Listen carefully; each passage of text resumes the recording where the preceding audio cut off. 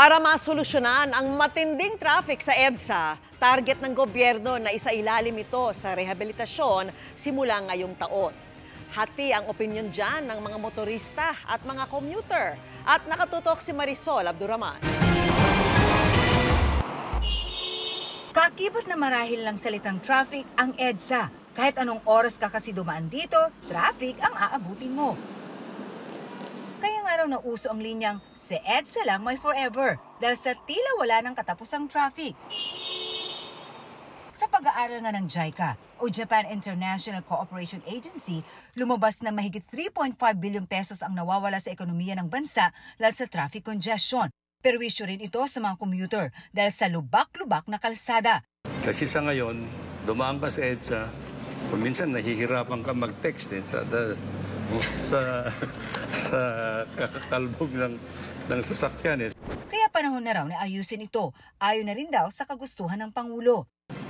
Ang gusto ni Presidente, dapat we have to improve actually yung riding quality of EDSA. We will rehabilitate the entire EDSA starting 2025.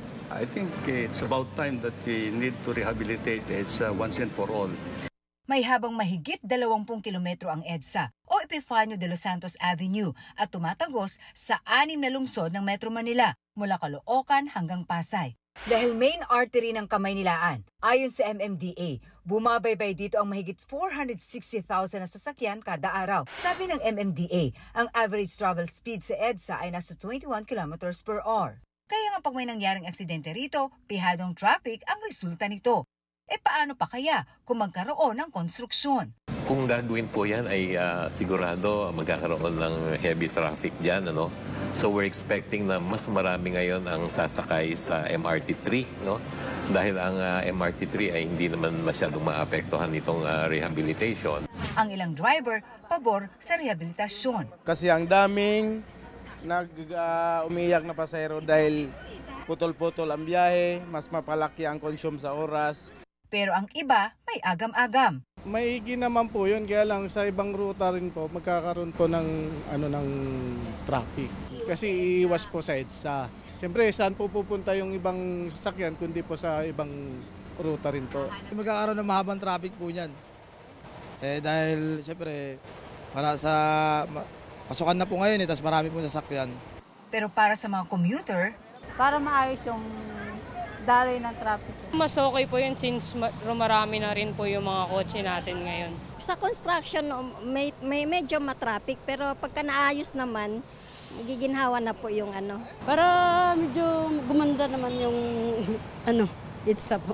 Sa ngayon ba, medyo pangit-pangit? Pangit na ito, opo. Medyo luma na po. Pero sa iba, tila may kondisyon, gaya na lamang ng estudyanteng ito. For example po, bakasyon po. Para po hindi po siya sobrang maka-apekto sa mga estudyante and mga nagtatrabaho po. Dapat stricto sila, gawin nila gabi. Para wala masyadong maabala. Oo. Makikipag-ugnayan daw sila sa ibang ahensya para maging maayos ang operasyon.